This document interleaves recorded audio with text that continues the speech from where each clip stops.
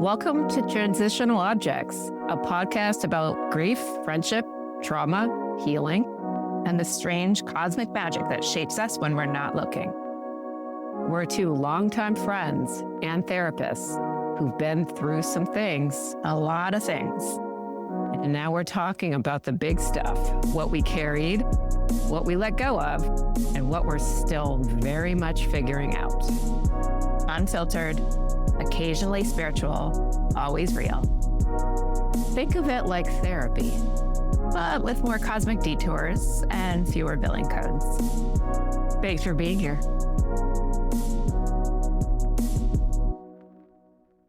Welcome back to Transitional Objects, episode number 2.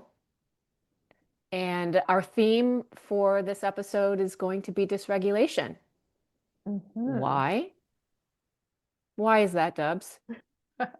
Because we're both very dysregulated right Yes. Our dysregulation is high. So yeah, our nervous system dysregulation, and we'll talk about that more, but both of us have a lot going on right now. And we're aware of how that is impacting us and dysregulating our systems. So that's the theme for today. That's right. Yeah. Yep. And yeah, I was thinking, what better day to be dysregulated? Because I get to see you. Yeah, the day we get to meet, we'll probably leave this call feeling regulated. Right. Let's hope. Let's just put that in the energy Fingers ether. Yeah. And just thinking of like, oh yeah, transitional objects. This is literally my transitional object because you're my very good friend. You're safe, and I trust you. And there's like all that wonderful nervous system regulation. So yeah, with you. same. Yeah, and it's funny, we were commenting as soon as we logged on to this call, like before even saying a word, just at the moment we saw each other, we started laughing, which I think we do, like whether it's a phone call or FaceTime or whatever, which are actually kind of rare, but whenever we do see each other, it's just the first response is laughter, which is funny. But that in itself is a regulator for our system, because it shows us that if we can laugh, we're safe here. Yeah, that's a really good point. Yeah. Like the people that laugh when you really should not be laughing at, like, you're in a movie theater and there's like a really disturbing scene or sad scene or whatever. There's always like a couple people like chuckling. That also is a nervous system response of feeling like they have to release something because the discomfort is so high. And so, like, I think seeing you and having that immediate laughter was just like, okay, it's like a moment of relief. Yeah. It just comes out, as a laugh. Yeah, it is. That's interesting. Yeah. Well, I mean, I don't know. This may be choppy because we are a little dysregulated, but how much do we want to talk about our dysregulation? Well, we can kind of talk about like what's been going on for maybe how we've noticed that dysregulate. How we know we're dysregulated, and then tying that into how that's tied to what's been happening in our lives. Yeah. So how do you know that you're dysregulated? Yeah. Well, first, just feeling like physiologically, I feel a lot of it in my body, like waking up with kind of cortisol surges, just feeling like I've had coffee without having coffee. Also, it surfaces with kind of like intrusive thoughts too, not like self-harming, anything like that, but it like worries, like intrusive worries, what ifs, kind of catastrophizing, spirals, I'll say. Are those like actual possibility things that could happen, or is it like kind of like worst case scenario? I think both, honestly, because it's it's funny. Like, I was trying to explain this to my husband, who is not here. He is away for the weekend with the kids, so that's also kind of disorienting. I'm not used to having a empty house. But I was trying to explain to him, like, I don't know if, I mean, yes, there's a lot that my nervous system reacts to, but also I was thinking more like broad stroke, more with like a broad stroke of thematically as women, with particularly with the things that are going on in what's in my life now. It and also like systemically what's going on in our administration, right? Like Trump being president. I mean, I'm sorry, like, there's a lot of stuff going on. And I think with women advocating for their wants, needs, and rights, and having that speaking up and advocating for their wants and needs and rights can be quickly penalized, retaliation, punished. Mhm. And so I just feel like as a woman, there's a fine line of keeping the peace, not speaking up, withstanding some of that discomfort, and also on the other end of the token, using your voice, giving yourself permission to have space, to take up space using your voice. And Mhm. so the things that I've been navigating here is so interesting. It's so much with boundaries, figuratively, literally. We're talking about not to get into the intricacies, but what my husband and I are dealing with is a neighbor situation. And this will probably, whoever listens to this, if they haven't, they know someone who has probably navigated uncomfortable neighbor boundaries. Mhm. But that is what we're dealing with right now. And it's just interesting what's happening in my nervous system because just of my own background with trauma. And also, I'm not speaking for women in general, but there's a serious mother wound happening. A lot of that, like, that oppressed voice. And when that voice becomes activated from a woman, there's a particular Mhm. like a negative reaction to it. Like a shaming. Big time, Mhm. big time. Yeah. Mhm. So you're feeling shamed in a lot of ways. Is that what Well, you're it's saying? interesting you say that. Actually, it's not, no, I don't feel shame, but I think I feel their shame. Mm. But I think I feel their shame through the ways that they are showing up with our integrity, dignity, and voice. There's a certain insecurity that has been, I mean, at this point, not only us, but other people in our neighborhood have seen due to kind of erratic reactivity from these neighbors. And so Mhm. I'm not feeling shame. And if anything, I'm feeling more empowered, but I feel punished. I feel Mhm. punished. And in fact, in conversation with this said neighbor, I said those very words is that once I spoke up, I feel punished by you. And Mhm. that person did not like that. Mhm. And so you know, it's just, so, anyways, it's just interesting how we're talking about setting boundaries with literal boundaries. I mean, Mhm. it's all about landlines. It's all about subdivision and what was said, what was not said, and keeping the integrity and dignity with past conversations. I know this may sound vague, but either way, it's stimulating and activating my nervous system in ways where I had no idea I would respond. My nervous system would respond this way. Mhm. Many things at first, lots of people pleasing, not saying anything, fawning. If let's just, I remember in the winter telling my husband, let's just wait on this. We'll just see what happens. Like, they're really good people. They've showed us their personalities, which I guess now are really masking personalities either way. But so lots of those types of reactions and responses. I don't know if that's due to my past trauma with withstanding discomfort, but either way. And to now fast forward, moving past that fawning, moving through that like freezing, people pleasing, and now being punished by that.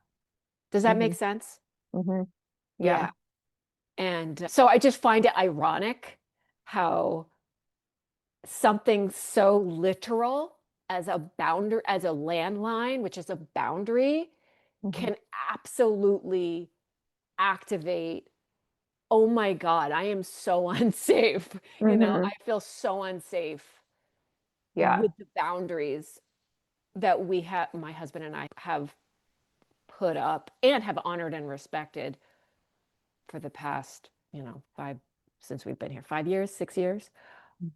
And now to just have them all crumble due to us just speaking up and finally speaking up and telling them what hasn't felt right and what Mm-hmm. hasn't felt fair. And so anyway, so Yeah. that's where I'm at. That's where Mm-hmm. I've been at. But anyway, it's just whatever today is, it's just been a more activating, dysregulating day. Yeah. So you started to talk about how you've noticed that you're dysregulated by the intrusive thoughts. So just Right. like a lot of chatter, a lot of like mental thoughts, it sounds like coming up, some which maybe are kind of realistic, some which are maybe a bit far-fetched as far as worst case scenario. Oh yeah, they Yeah. can be irrational. Yeah. Yeah. Okay. So what else for you though? Like Yeah. all those intrusive thoughts, are there other things that happen in your system or that come up for you that tell you that you're dysregulated? Right. Well, it's like a trauma Rolodex. So pick any particular Just thing. pick, oh, what does this remind you of? Oh my gosh, how many times have you withstood discomfort in someone's, you know, I'm trying to find the words that are hard to describe what these neighbors are like, but it's definitely it's tapping into my historical Rolodex of trauma.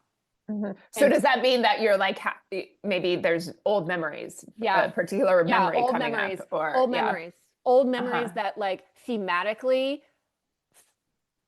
are very similar to yeah, this and very similar to my body. Like body mhm, keeping score, right? Like yeah, it is it brings me back to that moment where I don't feel safe. I certainly don't feel heard, and I feel punished hmm, for just advocating for yeah, for, basic human decent rights. yeah, for Yeah. asking for something that you need or that you want. At the Yeah. same time. Yeah. Which is really just peace at this point. Hmm. Yeah. So that's kind of what I meant when I said like the intrusive worry and how that sends a signal to my nervous system where Hmm. it's like, oh boy, yeah, right. We flight. I feel flighty right now. I Yeah. don't feel fighty. I feel flighty. Like I want Mhm. to get the fuck out of here. Yeah. So what does that look like though? Like in your day Yeah. to day when you're in that flighty state, like how are you, if I was watching you, what Oh, would you be oh, doing? oh, I'll have the cleanest house on the block. Yeah, Yeah. same. Yeah.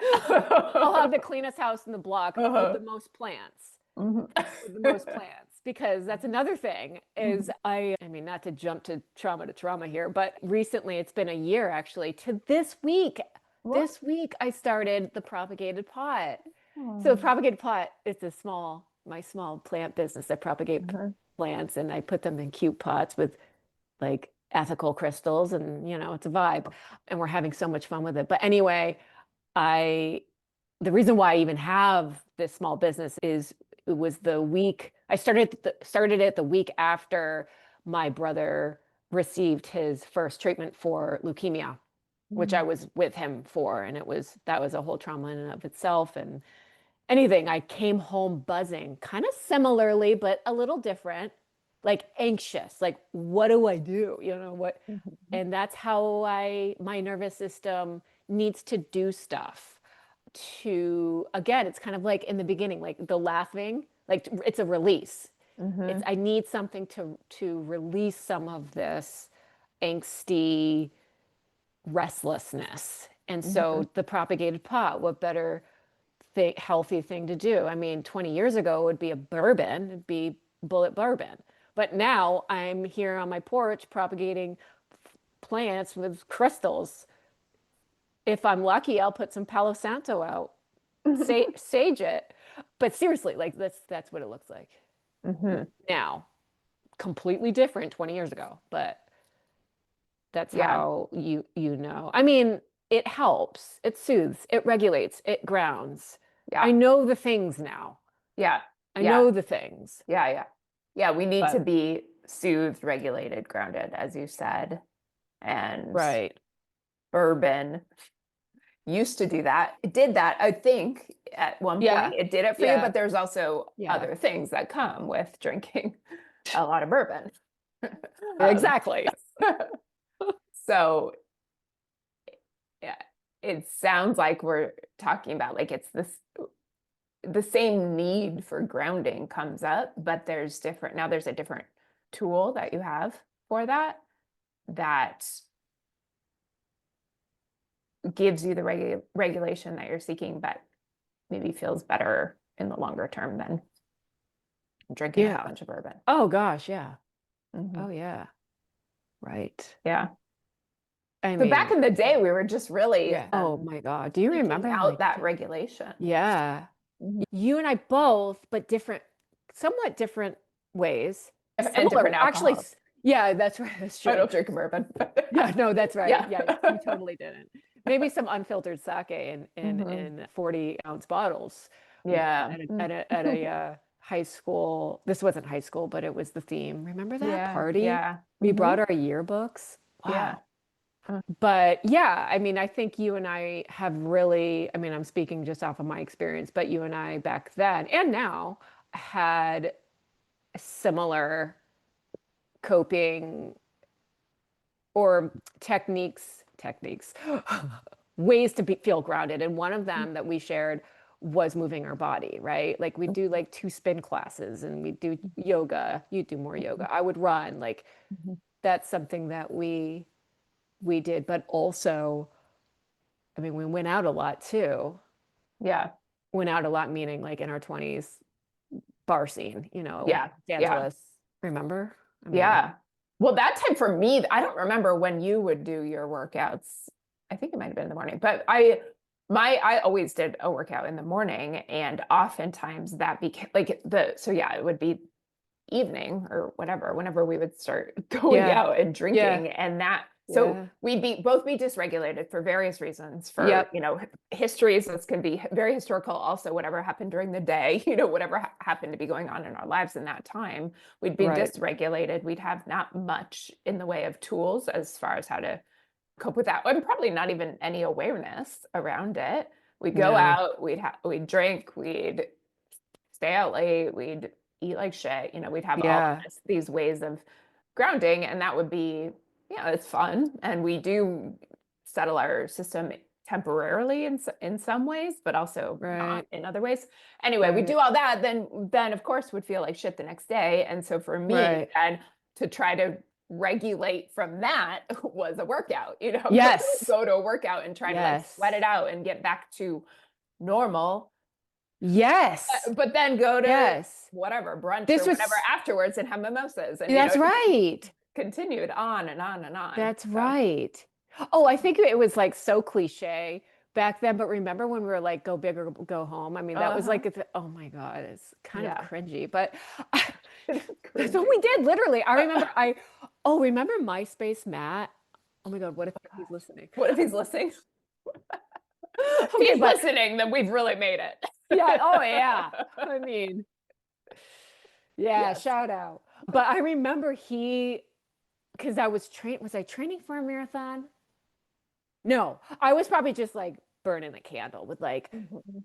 2 spin classes a day, going out till 3 a.m., And I remember I don't know the first name of this track star, but he used to call me Prefontaine. What is his Mm. first name? I don't know. Anyway, it was this like this like famous track star that would just binge drink, but would be the best. Mhm. But he would binge drink. And Mhm. I mean that was probably a sign if my boyfriend at the time was telling me that I reminded him. Of a binge drinker.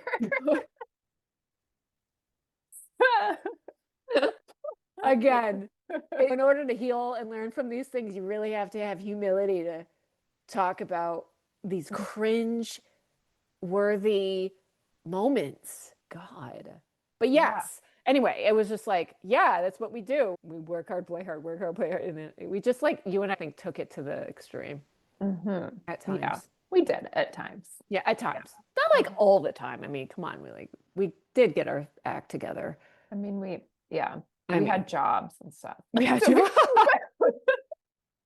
But but that's what yeah, can be tricky because yeah, I mean, we had jobs, we were yeah, functioning, right, uh, right, but we just didn't have, I don't think, again, the awareness or the tools right. we didn't know what was happening. We didn't know No, why no, we needed this, you know? right. What we did know is what felt good in the Hmm. moments. And what we didn't know is those things that we were seeking that felt good in the moment, felt connective in the moment, Hmm. felt like lots of dopamine, right? Was actually causing more anxiety, Hmm. causing more kind of dread, Yeah. causing actually the start of this topic theme of this episode is causing more dysregulation, Yeah. big time. Yeah, definitely creating just a cycle Ah, of dysregulation. right, right. Mhm. Yeah, you mentioned also, like, I know we're talking a lot about like drinking, which we did, but another one you brought up, which I'm like, yep, is eating. Mhm. So, like, I think we had intentions of like, we worked at Lululemon. It was like, we got paid to go do workout classes, it was Yeah. awesome. But also, and we were mindful of what we put in our bodies, but until we were not mindful. Mhm. And I think again, like back to that cycle, that dread, that dysregulation, like the more that we did go out, the more we ate like shit. The things that didn't really feel good to put in our bodies as like a part of that cycle. Yeah. You Yeah. Yeah, we're already, for me at least, it's like I'm already not feeling good. So I'm not gonna be, who cares, Yeah, Yeah, sure. This whatever sounds good. Let's eat that. exactly. Yeah. But that's also interesting because I know I had texted you earlier in this week because we in our last episode we were Yeah, talking about like defining what is a transitional object. And right. Mhm. on my reflection, like I don't think I really, like, I never had a blankie as a kid. I didn't suck my Right. thumb. I didn't have what we might consider like stereotypical transitional objects that kids might have because those weren't like allowed or tolerated in Mhm. my household growing up. And so that was just sort of like swimming around in my head over the week. And, Mhm. and I just happened to be traveling over that week too. So I think this Mhm. presented more of an opportunity for this to come up. But I Yeah. realized that because I was kind of denied access to other transitional objects, what became my transitional object, the thing that soothed me and comforted me as a child was food. Mhm. Because I wasn't denied food. I was, given food and I was given, I think I know at least my dad, I remember him just like making like huge cups of like ice cream, just like loading the ice cream and just like eating that. And so that was like very normalized. And so I had access to that and was given that. And so food for me it was comforting, Mhm. and it was safe. And that became a transitional object for me as a child. I was, maybe needless to say, overweight as a child too, Mhm. because nobody was regulating like what I was eating, how much I was eating. So anyway, I realized that as being a transitional object as I was traveling over this last Mhm. week, because traveling for me is dysregulating because I'm not in my normal environment. I don't have my normal routine going on. And what I noticed in myself was this like very like strong urge that I don't experience when I'm home, but this strong urge to eat junk food. Like, you know, like seek out like all these like things that I would never normally eat. And I put it together. I'm like, this is because I'm dysregulated right now. And it's an old pattern for me to eat this junk food and overeat stuff that I don't even really enjoy. If I just overeat it, because that used to at one point feel grounding to me. And in Wow. certain situations, that still comes up in my system as far as this is Yeah. what I need to regulate. Right. Yeah, like, okay, yeah, that's like your limited Rolodex of things, right? Because you Mhm, didn't have access mhm. to a transitional object that could ground you, soothe you. Yeah. But food, which it's so interesting too, to have so much rigidity growing up, Mhm, like inaccessibility of things, but to have an overflow mhm, of this thing, mhm. which is food, and to Yeah. have that, it's just like, wow, and it seems like if you were overweight as a child and your parents, whether they knew that or didn't believe that or whatever, it's just interesting. It conflicts with how rigid they were with other things, but not this one thing. And Mhm, so, well, no wonder why you felt so safe. Because it's mhm, like, not only can I do this is the thing that it's like, go for it. You're going to have mhm. not one, two, or three. You're going to have four scoops of ice cream. Yeah. It's Yeah. like, Yeah. what a permission. Yeah. And now that you say that, I didn't think of this, but that would have been in some ways a connection too. Like dad and I will Oh my both sit God. down together and have big, Yeah. big cups of ice cream. You know, it was, yeah, maybe a way to Bond bond. Yeah. and Where connect. there weren't a lot. I think this is speculation, but if I had to guess, that I would say that food was also one of my dad's coping skills, regulators, whatever. So it, it was okay by him because that's what he needed and what he wanted, right? Wow. But so Good. that was allowed for me Yeah. to do that too. That's a great connection. Hmm. Was dad overweight? I mean, I've seen pictures, but I He mean, had he a was a big big belly. guy. Yeah. I Yeah. mean, he was a big guy. All of his weight was in his belly, but yeah, he had Yeah. a big belly. Hmm. Yeah. Yeah. Wow. That's a good connection. Hmm. Yeah. So that it became this like light bulb just this last week that went off of as to why. Because I've always wondered. I always feel I like to travel, but I always feel thrown off when I travel, not just because of a change in system, but because it like all of a sudden I'm always like, eat all this shit. You know, like Yeah. why? Like why do Yeah. I don't do that at home? Like why am I doing that Yeah. now? Uh, Yeah, right. There's something about that transition yeah. Hmm. where it's different. It's not routine. It can be disorienting. Even if it's a good thing, even if like Yeah. you're on vacation, you're on an island, whatever, it's Hmm. still, what is that target? What is that activate in your nervous system? Hmm. Yeah. Yeah. So Yeah. it's still, I did eat a bunch of junk food over this past trip that You I probably did. wouldn't normally, Yeah. but I had it now, and next trip I go on, it probably won't change that much, but now I have that Yeah. aware, I understand why.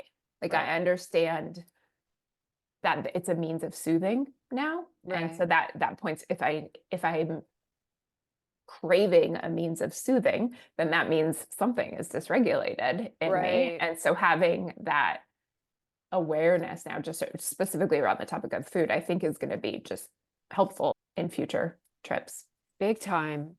Big time. Yeah. It's so empowering too, because that's like your cue when you Mm-hmm. like cravings, Mm-hmm. craving to eat shit, things Mm-hmm. that you wouldn't normally want or Yeah. desire. Yes. That's your, Yeah, that's your cue. exactly. To the first part of this conversation, that's one of the big ways for me that I know that I'm dysregulated. So on your next trip, whenever that may be, if that happens, that's the thing. Like you can use your agency regardless. You can say, okay, I'm going to do this and I know where it's coming from. Or let's see if I can go against this. And how does my nervous system feel when I go against it? Yeah. Huh. We shall see We shall on see. your next adventure. Yeah, stay tuned. Yeah, stay tuned. Yeah. Yeah, so, I think dysregulation, I just putting the clinician hat on because we're therapists and I guess I saw a whole week full of patients this week and a lot I would say if there was a theme of this week, it would be regression and just in my practice. And Mhm. I don't know why that is, but I do remember saying in more or less words to the folks that were feeling that regression is that if you can, to not look at regression as I'm failing or I did something wrong or I'm not getting it right. If anything, it's like it's after hearing you, I'm thinking, well, that's not a regression if you have insight to it. Mhm. It's a barometer. It doesn't also take away all your growth, doesn't Mhm. take away all the things that you've done and accessed and achieved. It's like a pin in your process that tells you, oh, I, I may need some extra soothing. I may have more dysregulation. I may have a desire to go back to those old soothing techniques, old ways to cope. And that doesn't actually mean you're failing, especially when you can identify it. Yeah. And so I think just having that reframe when folks are stuck in those patterns, when we are stuck in those patterns, like hearing you say like, "Hey, I have insight to it now," right? It's Mhm. that's not regression. Yeah, I'm glad that you brought up that term regression because as you're saying this, I'm thinking about without the awareness of what's happening for me. And in those times in the past where I've just like been traveling or whatever and felt dysregulated, been like, oh, give me all of this junk I would never eat. In a sense, I am in those moments, I am not my functional adult self. I am acting as a younger version That's right. of myself, aka regression. I'm That's right. I'm using the skills that a younger, less resourced version of me had available, limited skills. And so yeah, I might think of those moments historically of being moments of regression. But then now it's interesting to what you just said. I hadn't thought about this before, but does that awareness, having that awareness around it, does that change it? That's not regression. That's something else. That's insight. That's insight. Yeah. That's insight. And also, in and of itself, it's growth. Mm. Do you see? Even when you feel like, oh my gosh, this little girl's back, like eat slices of pizza, whatever, I'm failed. But if you have that insight towards it, it's actually growth. What Yeah. a wonky, ironic, dichotomous way to look at regression. Yeah. So good point, like even as kids, because kids, that's how they grow is they regress. There's regressions. And certainly look, like there are many reasons why kids regress that are not due to growth. That's when there's trauma or a rupture or something that goes on and there's obvious regression that needs extra holding. But sometimes regression can also look like in kids, like extinction bursts, where the regression is actually communicating a new milestone that they're about to achieve. Mm. Does that make sense? So, like more acting out, regression in sleep, more tantrums. And Mm. then lo and behold, it's like 2, 3, 4 weeks later, oh my gosh, he's able to or she's able to sleep without a pull-up. My gosh, they're getting more verbiage, they're getting more words. That's Mm. so regression Mm. is a way, sometimes in children, It is a literal developmental regression, behavioral regression, but sometimes and many times actually, it can look like in the near future progress. It's like they Hmm. needed to regress and efforts to grow. Ah, I haven't heard it worded like that before. Do you know why that happens? Mm. I how can I say this in a way where I'm not getting into the nitty gritty of the brain, but like I'll just say like for example, when I remember when like my kids were young babies and lots of sleep regression. There's like sleep regressions, 4 month, 5 month, I mean 8 month, whatever. And usually what that indicates is something that they are processing internally, change, Hmm. growth, usually developmentally, like whether it be walking or talking, eating solids, whatever and wherever they are in their development, they their body tends to regress. And with the sleep regression, sometimes it's especially if it's like speech that they're gaining, they're up processing. And that's what that looks like Mm. sometimes Yeah. is they're processing this new milestone that they're about to achieve and it's disrupting, it's Mm. rousing. And so sometimes it's like you can see that with sleep in their sleep patterns. Yeah. Well, that's really interesting. That makes sense because if they're about to go through this new developmental stage, it's disrupting Right. everything that's been normal up until, for them Exactly. up until now. They're going into a new normal. Oh, Exactly. yeah. Huh. Like in potty training, right? Like Yeah. potty training, it's like when you start, I mean, not with every child, but most kids are, again, like you said, very stuck in their ways and they don't like change. But they're very malleable. They learn so fast. They're like the biggest assimilators, children. But like when you potty train, get ready for a weekend of piss on your floor. It's like it's going to probably regress more. It's like a burst of whether it be tantrums or aversions or protesting. But Mhm. after time, and sometimes it's days, not even weeks. Kids are fast learners. They get it. They achieve the milestone. But they wouldn't be able to achieve it without well, I'm going to do it the way I do it. This is how I do it. And Yeah. but what makes them feel comfortable and safe and to trust that they can do it a different way? The environment. Yes. Yeah. Oh gosh.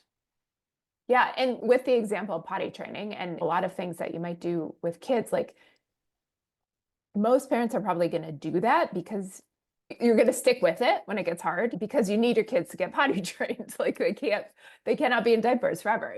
So like those things we tend to make stick through the hard parts of it to get to the goal eventually. Hmm. But I also thinking as an adult, so often we see people as adults, I do it, you do it in various ways, but as adults, like in that hard, sticky part, no, I can't do it. This isn't for me, not worth the effort, blah, blah, blah, whatever the story might be, but just give up on it and stay patient with it and wait till that place that's probably just around the corner of progression or reaching the goal, whatever that is.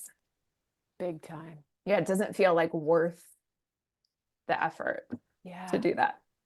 Well, also it's like that fight or flight. Yeah. Like, fuck it, I'm out. Yeah. Too Yeah. hard. I don't want to do Yeah. this. Yeah. There's as adults, right? Yeah. Same thing as kids. We're literally The the same. We're the same. same. Hmm. Yeah, same, Hmm. same, but different. Hmm. Yeah. Ooh, I So, like that. That's good. yeah, yeah. So it's just interesting how I'm really happy that we decided to name this transitional objects because as you can see, it's like everything, whether you're a newborn or an elder, we all go through transitions. Hmm.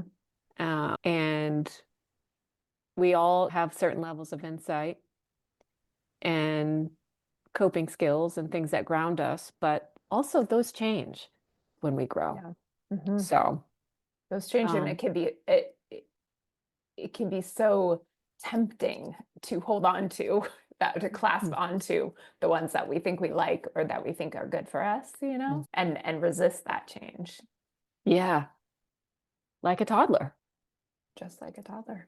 And that's, I mean, to full circle here, that my dysregulation is right now is because, there are varying levels of developmental reactivity with my neighbors. And I'd be a liar if I and my husband said that we didn't feel like we were dealing with toddlers.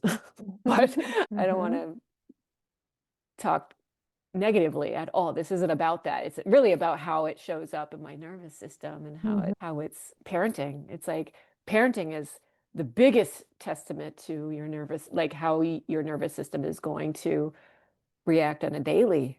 Oh yeah. Oh my God. And so, yeah. And that points to, and this is probably a much bigger topic than we want to talk about now, but just pointing to what that looks like, what that impact is of parenting from a dysregulated system, and what's even accessible to you then. Right.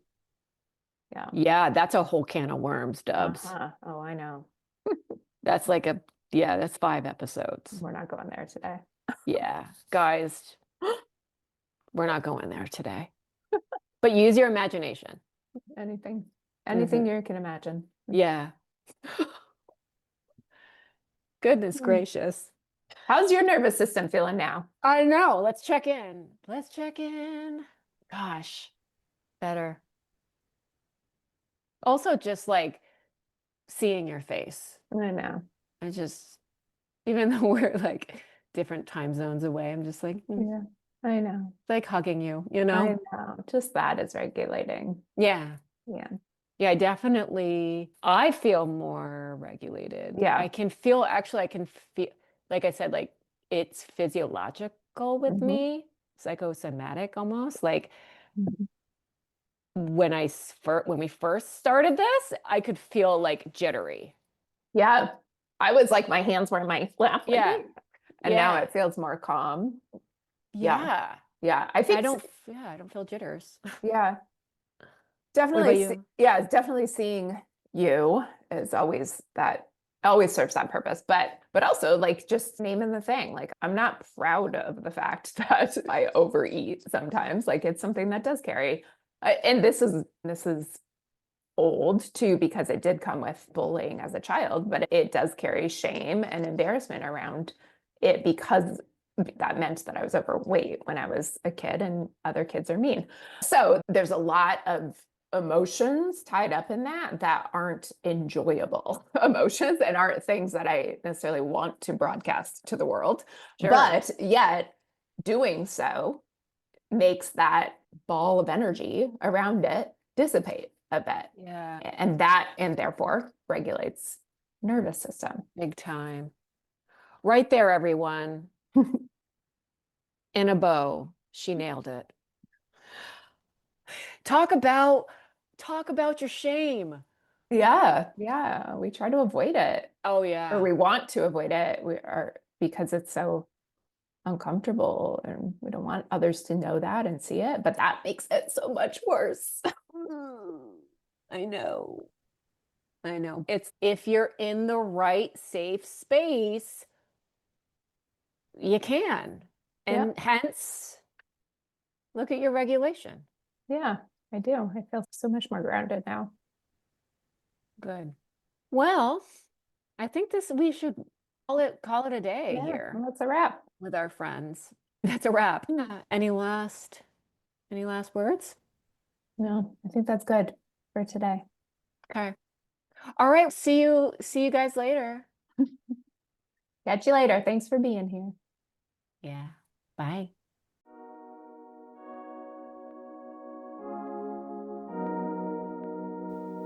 That's our episode.